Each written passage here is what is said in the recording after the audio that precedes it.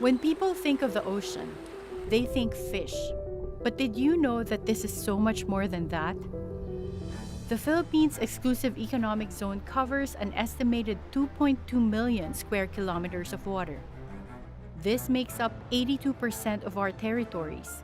And yet, it was only this year when the Philippine Rural Reconstruction Movement defined the Philippines as a maritime archipelagic nation or MANA. In this three-part special, we explore what the blue economy is about and dive deep into the Philippines' unexplored potential. I'm attorney Karen Jimeno, and this is The Way Forward.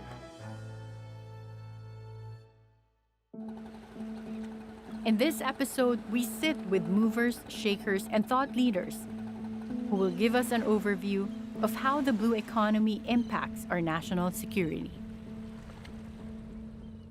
Welcome to The Way Forward.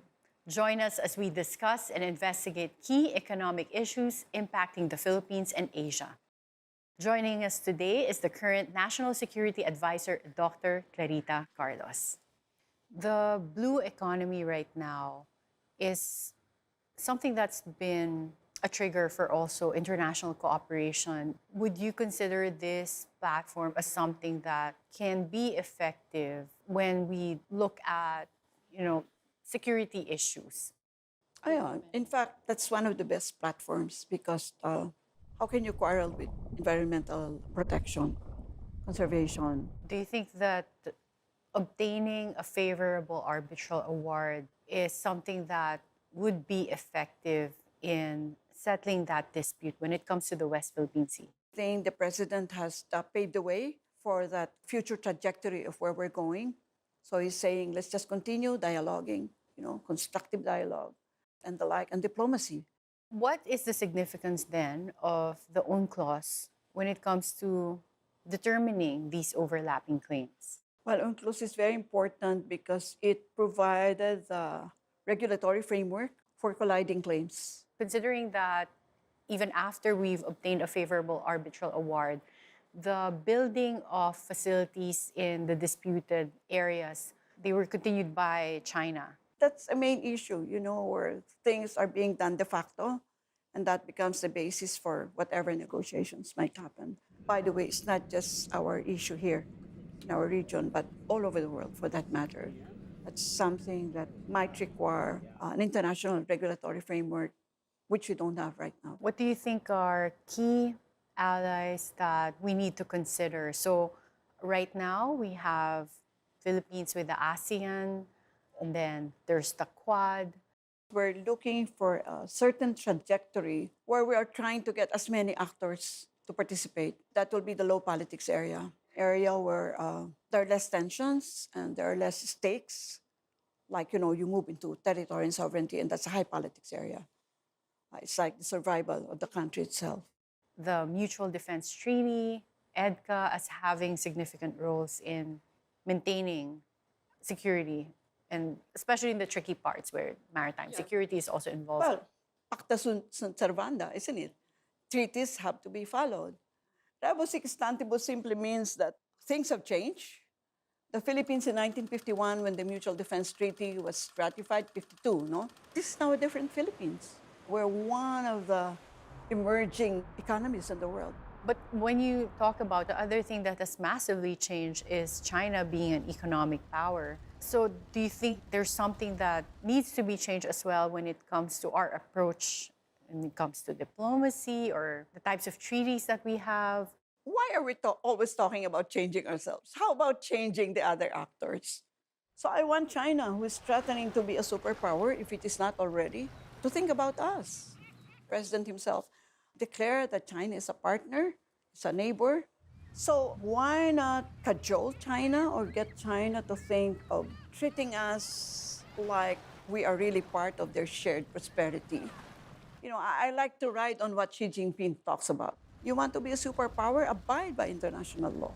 Let's also talk about cajoling China to change also the way they treat us, the rest of us in the region. Yeah, let it be part of that regime of laws which we will have to deal with. Let's deal with low politics area, less tension, and then we engender goodwill. There's trust, there's confidence, And then, when it is time that it spills over into the high politics area of territory and sovereignty, we would have planted the goodwill there.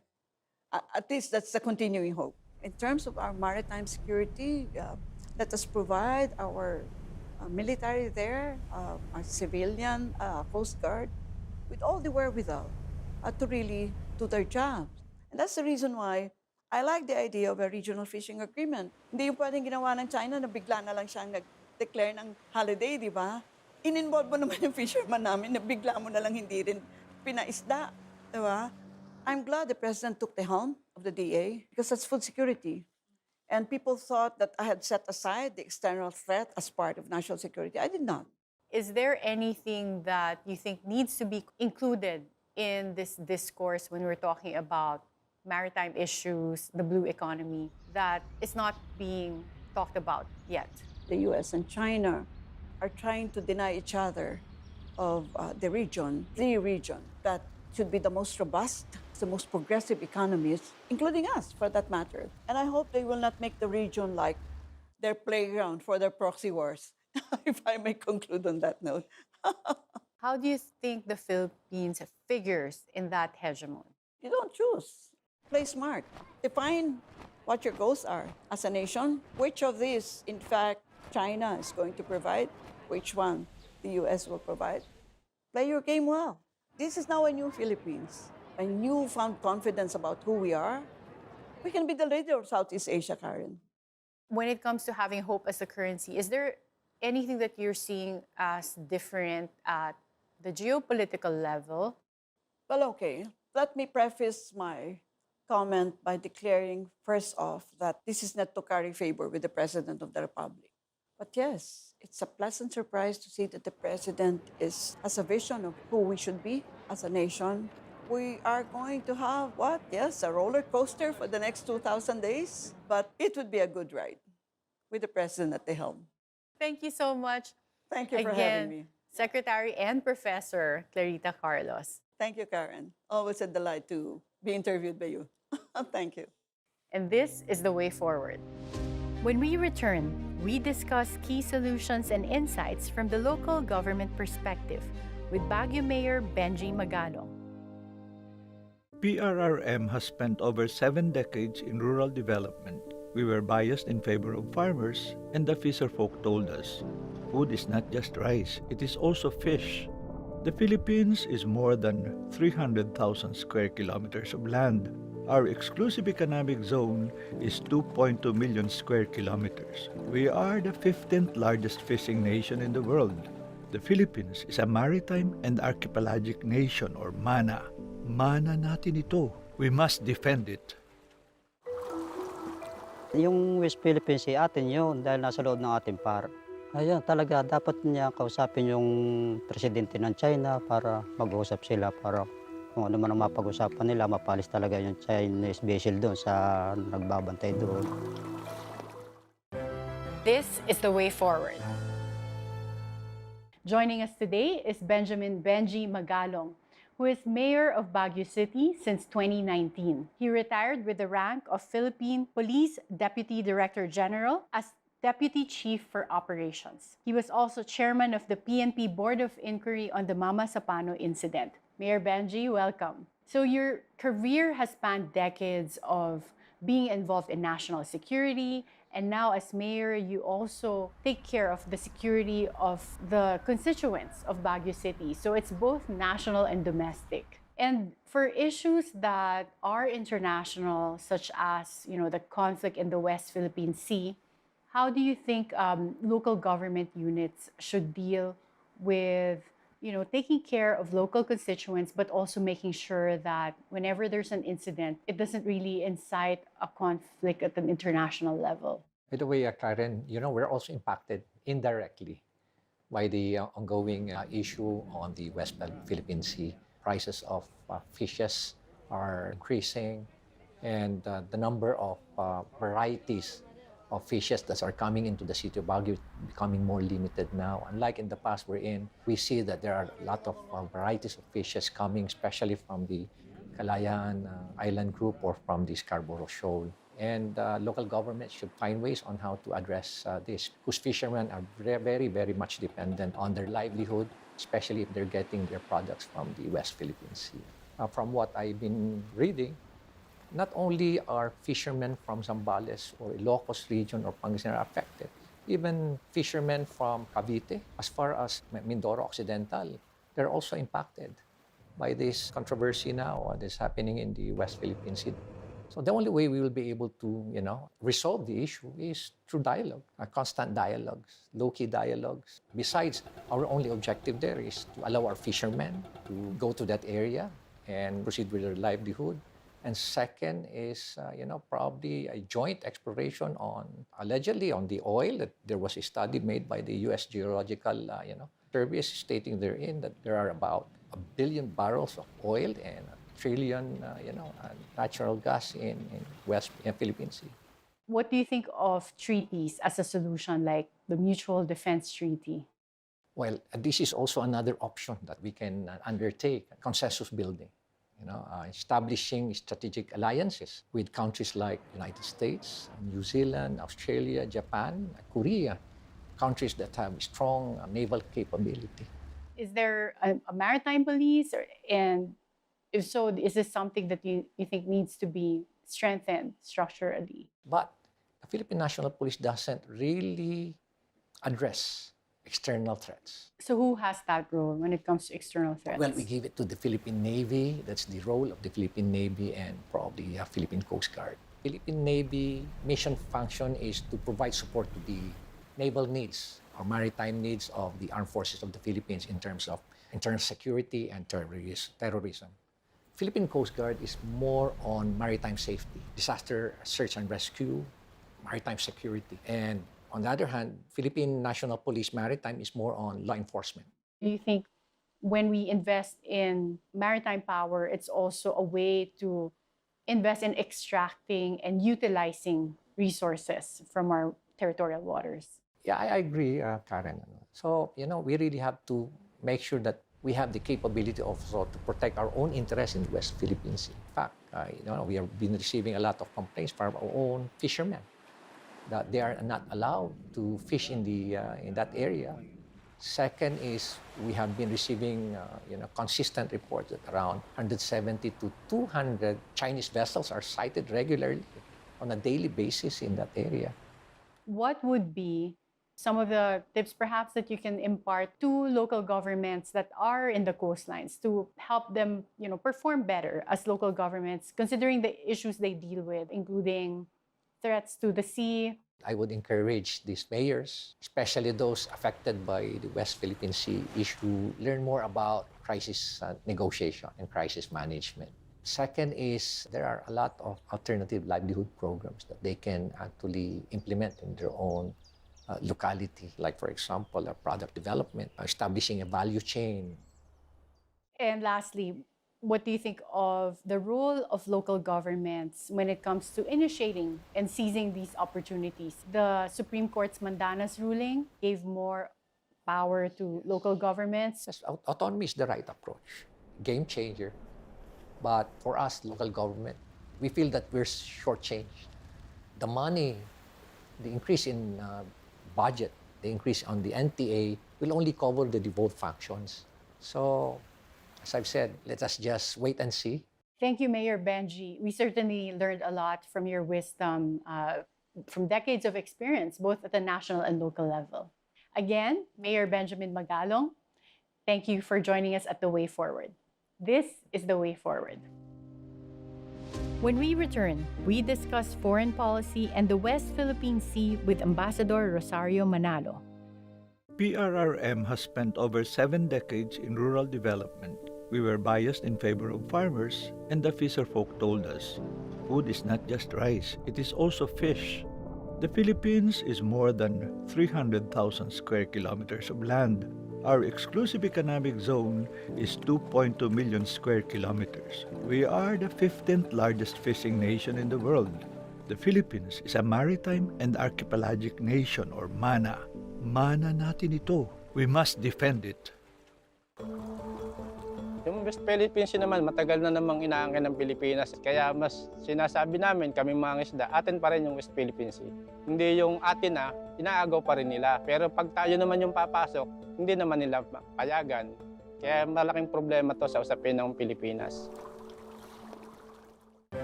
This is the way forward. Joining us today is Ambassador Rosario Manalo. Ambassador Manalo is the first Filipina to pass the Philippines Career Foreign Service Officers Examination. She was Undersecretary of Foreign Affairs and was in charge of international economic relations. Welcome, Ambassador Manalo. Thank you for joining us. The Philippines is surrounded by large bodies of water within its territory. But why is the West Philippine Sea significant? Because the West Philippine Sea is territorial waters of the Philippines. It is an extension of the Philippines' sovereignty from the outermost island, 200 nautical miles outward.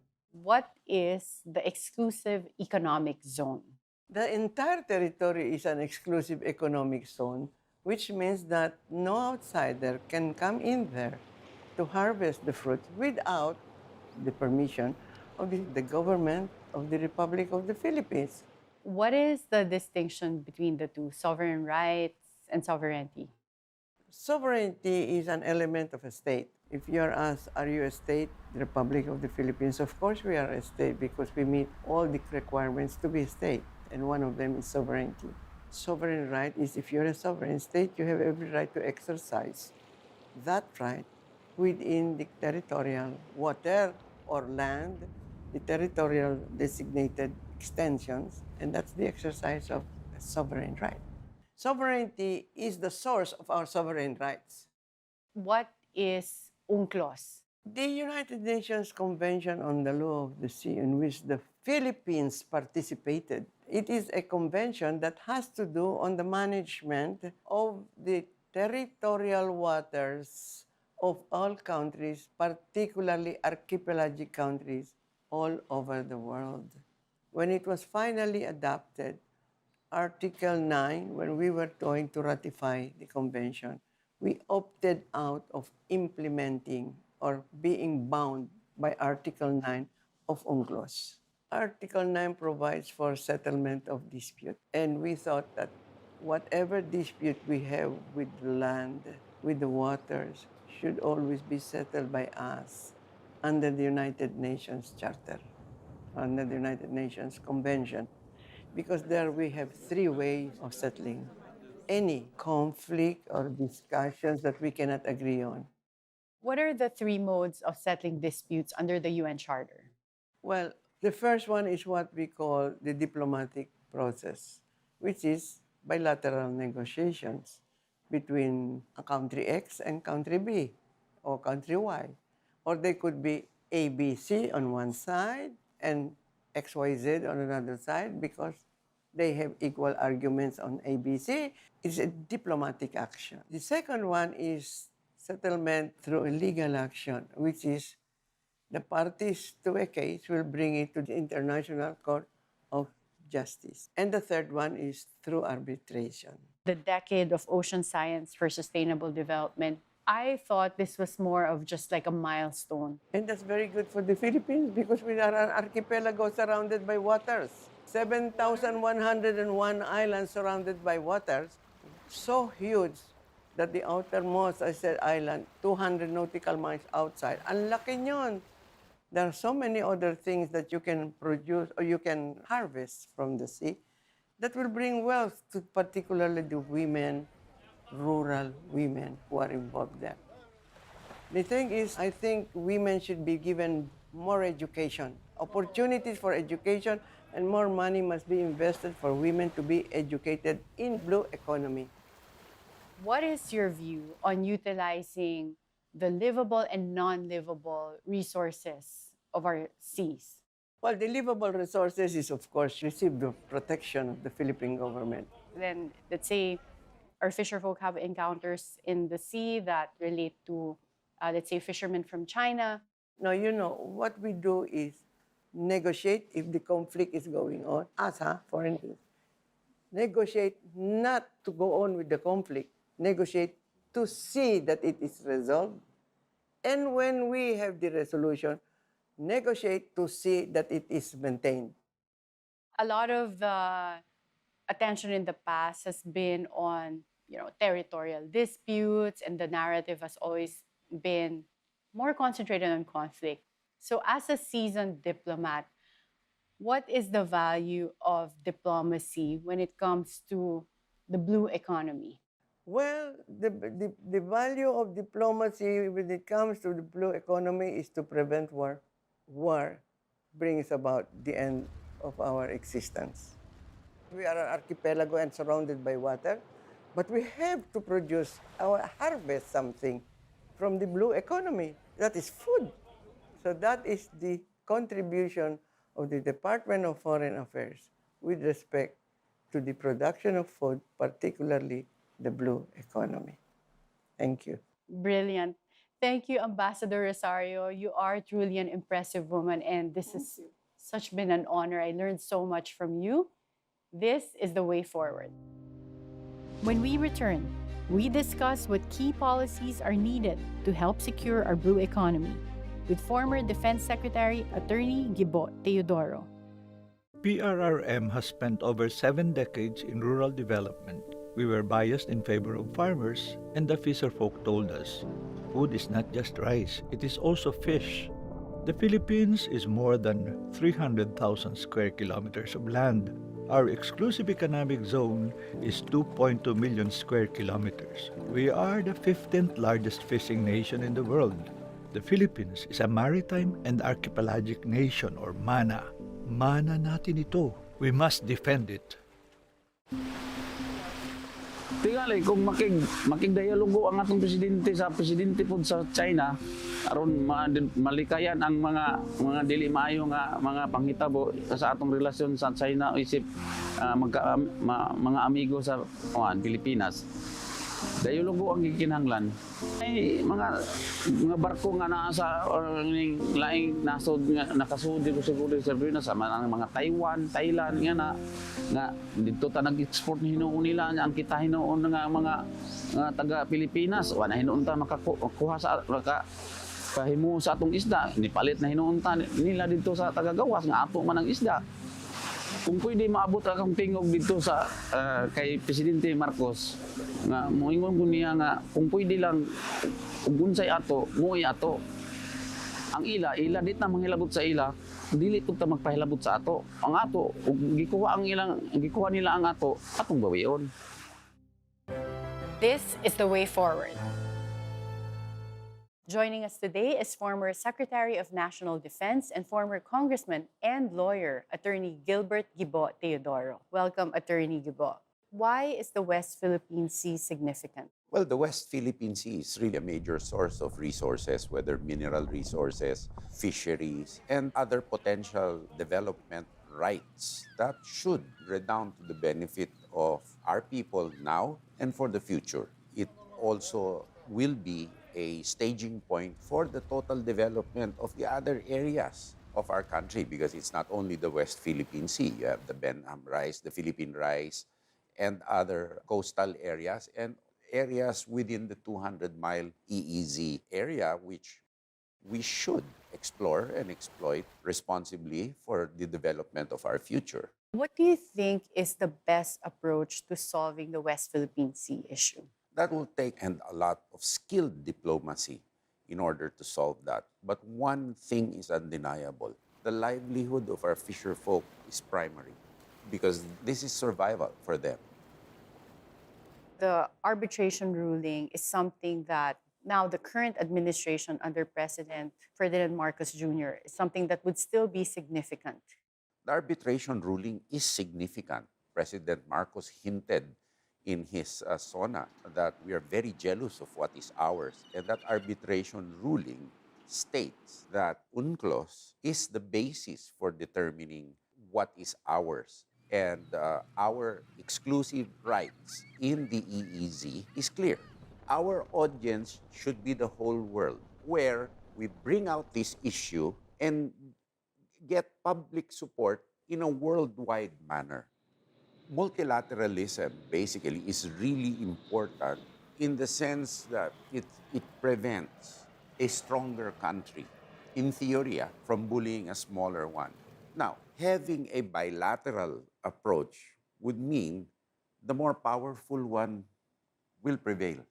So the balance will be we continue to develop our capabilities in creating a credible deterrent against expansionism, but we continue to pursue those activities which can redound mutually to the benefit of our interests of both people, particularly economically. Do you think that the Navy and our Marine and Coast Guard should be strengthened more than the Army to protect our coastlines and our marine waters? The maritime battle space and the airspace more than the land. So it makes sense that really your Air Force and your Navy should be the focus of development. But when you talk about equipping your Air Force and your Navy, you must also concomitantly strengthen your command and control systems, your communication systems that people should think of, our cybersecurity systems and information technological systems. Do you think that it makes sense to have some sort of PPP when it comes to developing certain facilities or infrastructure that is outside of our land area? I think it should, because really is a multiplier, a force multiplier in military terms for our government's infrastructure and other projects. I mean, Coast Guard PPP, you can collocate it with a tourist facility and hit two birds with one stone. Earlier, we spoke about the multilateral approach as something that the Philippines can also utilize in order to deal with territorial disputes. But how would this affect the Mutual Defense Treaty? It will enhance the Mutual Defense Treaty because the Mutual Defense Treaty, the only existing mutual defense treaty that the Philippines has, is with the United States. So we should have more guarantees of mutual assistance and support with other countries, not only the United States. And then we go to the sub-issue of the Mutual Defense Treaty, which is the Visiting Forces Agreement. And to me, the Visiting Forces Agreement is an aberration caused by the absolute ban on foreign troops in our territory because of the 1987 Constitution. Note that it does not ban only foreign bases, but foreign troops, unless there is a treaty and recognized as such by the other country. To me, that really hampers the country, particularly in disaster response operations, when you need all sorts of military people in here to help us. Do you have any message to our government and then also to our fishermen? I think our government is doing its level best, both the legislature and the president, the vice president. Let's maintain that momentum. Let's exploit the goodwill also that we are generating from other countries. And for our fisher folk, report po lagi tayo ng mga intrusions kung meron. Kami po ay nagpapasalamat po sa inyo na patuloy ninyong ginagawa itong mahirap at mapanganib na gawain para mapakain po tayo ng protina na kinakailangan ng ating bansa. Thank you, Secretary Gilbert Gibo Teodoro. And this is the way forward. When people think of the ocean, they think fish. But did you know that this is so much more than that? The Philippines' exclusive economic zone covers an estimated 2.2 million square kilometers of water. This makes up 82% of our territories. And yet, it was only this year when the Philippine Rural Reconstruction Movement defined the Philippines as a maritime archipelagic nation, or MANA. In this three-part special, we explore what the blue economy is about and dive deep into the Philippines' unexplored potential. I'm attorney Karen Jimeno, and this is the way forward. PRRM has spent over 7 decades in rural development. We were biased in favor of farmers, and the fisherfolk told us, food is not just rice, it is also fish. The Philippines is more than 300,000 square kilometers of land. Our exclusive economic zone is 2.2 million square kilometers. We are the 15th largest fishing nation in the world. The Philippines is a maritime and archipelagic nation or MANA. MANA natin ito. We must defend it.